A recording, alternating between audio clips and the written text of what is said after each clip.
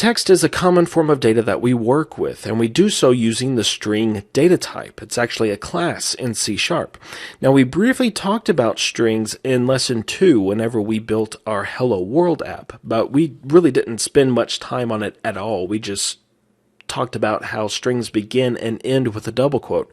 So today and tomorrow we are going to devote on strings and cover some of the fundamentals, because there's no way we could cover all of the information about strings just because it's such a huge topic with a bunch of subtopics. So we're not even going to cover even a quarter of all of the information about strings, but we will get the fundamentals in, which is the most important at this particular point in time. We'll start by creating a string variable, and we can do that in two different ways, but there's really only one way that we do it. The first way is the way that nobody uses, and that is to use the actual name of the string class, and that is an uppercase S for string. And we can see that in Visual Studio, the color coding is giving us kind of a teal color for string. That's just the color that it gives for class names. So we have string, and then we need the name of the variable, which I'm going to call foo. And then we need to begin the string with double quotes. This is a string. And then we need to end it with double quotes.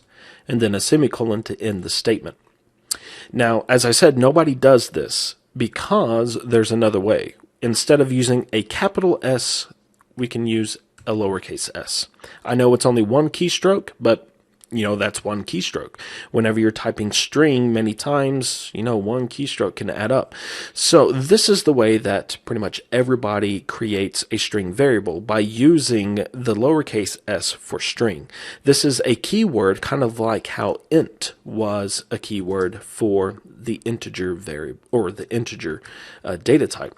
So we have a string variable. Let's go ahead and write this to a console window, and we're going to use the right line just so that it will automatically format for us. We'll pass in foo, and then I'll press Control F5 to run our app. And there we have it. This is a string. All right, now don't forget that strings begin and end with double quotes, and it's not to be confused with a character that begins with a single quote. Oops.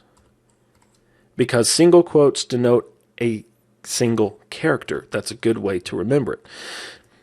But we can put a single quote or an apostrophe, if you want, inside of a string. So let's say, isn't this a string? And let's add a question mark and Control F5 to run, and there we have, isn't this a string? So that's perfectly fine. So what if we wanted to take this a step further and make this kind of a dialogue, as far as a sentence goes in the English language? And to do that, I asked, comma, and then quote, and then quote. Now, we can see already that Visual Studio doesn't like this. And if Visual Studio doesn't like this, it's a pretty good indication that the compiler isn't going to like it as well. But I'm going to go ahead and try to compile this and run it by pressing Control F5. And we're going to see that this causes a build error. And all this window asks is, well, there are errors with this build. Do you want to run the last build that was successful? Very rarely do you ever want to do that, so I'm going to click no, and then we get a list of errors. Now, we have some here that are a little bit misleading. I mean, these are actual errors that Visual Studio is finding, but they can be alleviated very simply. But before we do that, let's look at this first error, because it's a little cryptic at first glance. It says that we have too many characters in a character literal. Well, we're not using character literals, are we? We're trying to create a string. Well, let's look at our string. We have a double quote to begin our string, then we have some text, and then we have another double quote.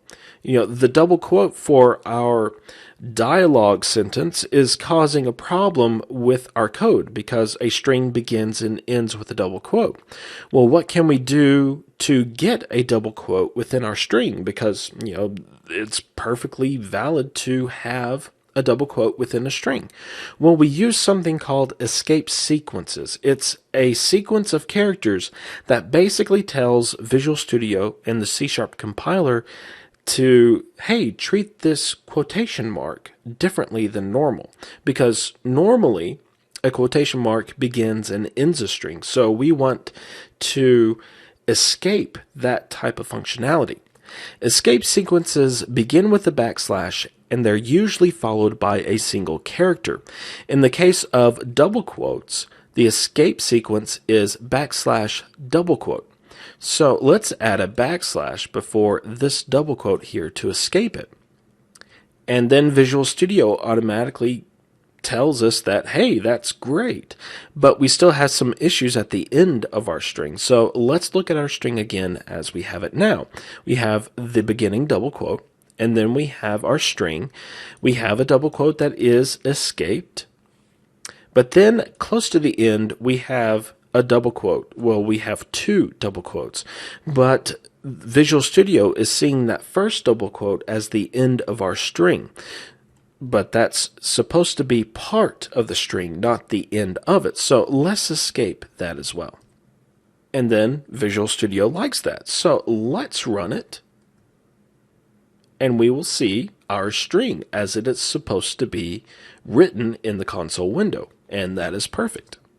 Some of the other notable escape sequences are \t. This will generate a tab in between I and ast. So we'll see that. There we go.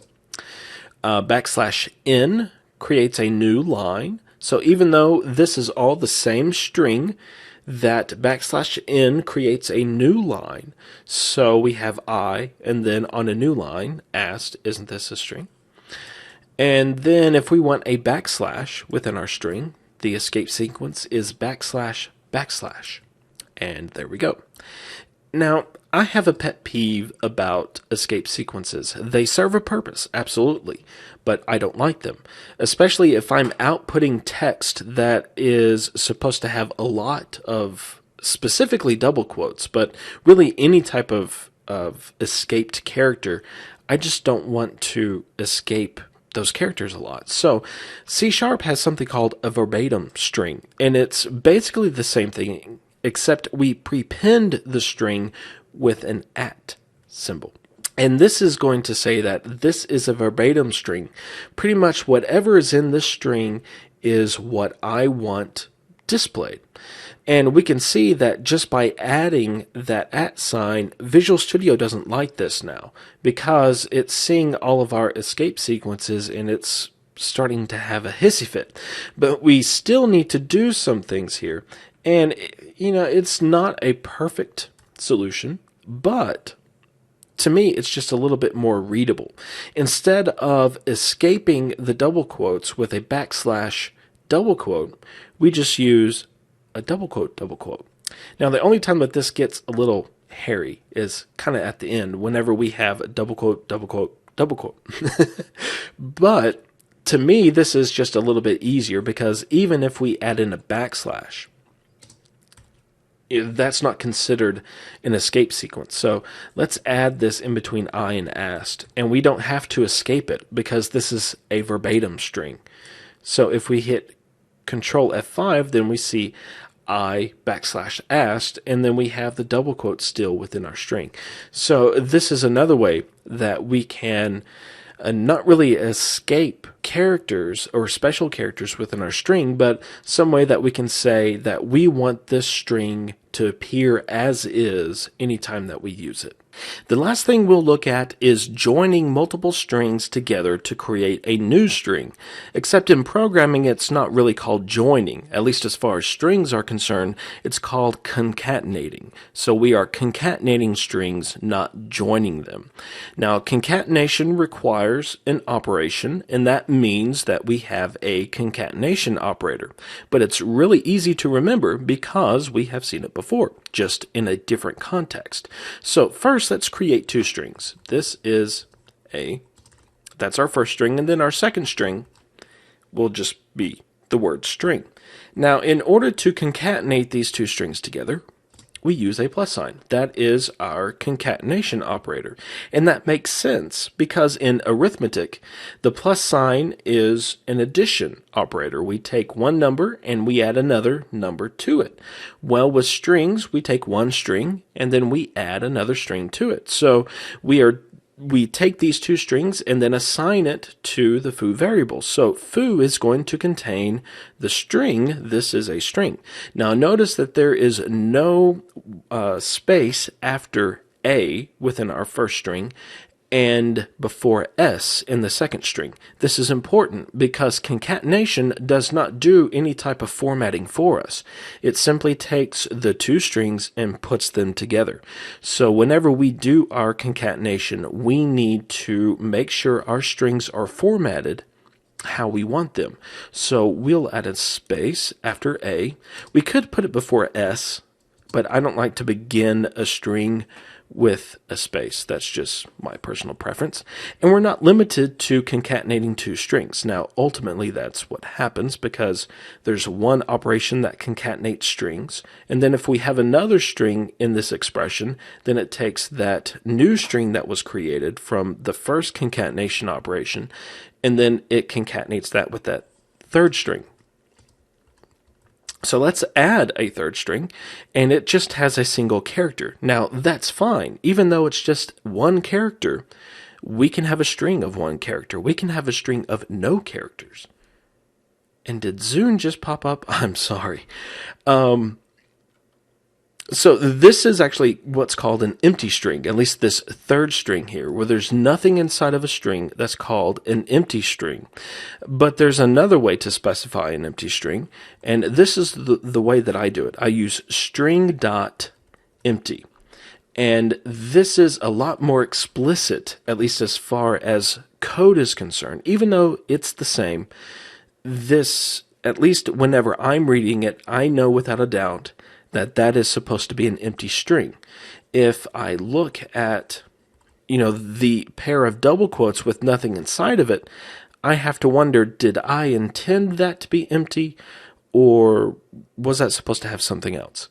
So I use the string.empty because it's absolutely explicit as to what it's supposed to be. So as long as there's a character or no characters, but just double quotes, that is a string. It doesn't matter how many characters are there. So we have this is a string and then exclamation point. And if we run that, then we will see that output as well. But we're not just limited to strings here. We can put other types of values. And the .NET Framework is going to convert it to a string so that we can concatenate it with the existing string. So, for example, let's use the number 7. So we will have this is a string 7, and let's add a space after string so that string and 7 don't run together. We'll run that, and then there we see this is a string 7. And the same is true for characters. Let's add an exclamation point character. Notice I'm using the single quotes, so that is a character. If we run it, then it converted that character to a string. One last demonstration. Let's use true. True is a Boolean value, but it too can be converted to a string, and it does so. This is a string, true. So the .NET Framework will see that we have a string, and then we have a plus sign. And since we can't really do anything else with a string except concatenate, it will take whatever value is there, if it's not a string, convert it to a string, and then perform that concatenation. Now, when I said that concatenation was the last thing we are going to talk about today, I lied, and I apologize because something just occurred to me, and I should have covered it in Lesson 2, but I failed to do so, so I'm going to now while it's on my mind. We need to talk about whitespace because as far as us, as humans are concerned, it's very important because it really determines how readable our code is. The compiler really couldn't care about whitespace. Well, there are some places where it definitely does care, like between string and foo. If we don't have a space between those two, then, it's not going to know what string foo is. But with that space there, then the compiler knows, hey, we have a string variable called foo. But if we add multiple spaces between string and foo, this is going to work. This is perfectly valid code because it's going to take all of those spaces and cut it down to one space. Now, as far as we are concerned, from the human aspect, this makes our code a little less easier to read because we have string, then it looks like foo is on the same line. But, we really don't know that until we put the two together, or we we do some type of check like, is that right there? Yes, it is. Okay, so, we need to make sure that the white space makes sense from a readable standpoint. And that's really easy to do because there's formatting automatically built into Visual Studio. So let's go ahead and add some spaces here. We can get rid of spaces in between, our variable name and operators. In fact, we could get rid of all the spaces between all of these operands and operators. I won't do so because whenever we add a semicolon at the end of the statement, it's going to format this line for us. There we go. The same is true. Let's undo that. Whenever we finish a code block, and a code block is in between the opening curly brace and the closing curly brace, I'm going to get rid of the closing curly brace and re-add it, and it's going to format all of the code there. So Visual Studio does a pretty good job of formatting code for us just so that it's a little bit readable. But we can also stick things on a new line, and it's going to work just fine. So let's do this whole string concatenation thing on 3 lines. We don't have to do it on 3 lines, but we can. So we have this as A, and then the plus sign, string, and then it really doesn't matter where the plus sign is as long as it's there. So I'm going to just demonstrate, that's what it does. I'm not lying to you. I promise I'm not lying to you again. So it doesn't matter where you put it as long as it's there. We can even put it all the way to the beginning here, and we can scoot this all the way over, and it's going to work. Now, of course, that makes our code a lot less readable, but that is something that we can do. And Visual Studio tried to format that well, and it didn't do a good job, but we messed it up to begin with. But just use or just think about whitespace as you're writing. For the most part, Visual Studio is going to handle it for you, and you don't have to worry about it. But whenever you're concatenating multiple strings together, and it might take up multiple lines, just kind of think about how that needs to look as far as code is concerned. We typically use indentations to show kind of the relationship between one line to the next. So let's add another variable. Let's do string bar. We'll do hello world. Now, the string foo and the string bar, they are perfectly lined up. That's, typical. They aren't related together. But let's go ahead and let's put the string and then plus true on a new line. And Visual Studio is automatically formatting it for us by indenting that line. So it's kind of showing a relationship that this line on line 13 is part of line 12. It's just on a new line. So there's some relation there. If it were all the way back over there, then there's kind of some ambiguity as to, what's going on. But if it's indented, then, it's a lot more visible as to how those two lines are related to one another. Okay, I promise that's it for today. No more lies, at least today. Tomorrow we are going to continue talking about strings, primarily how we can manipulate them using some of the methods of the string class, because strings are objects. Everything in .NET is. So have a good rest of the day. I will talk with you tomorrow.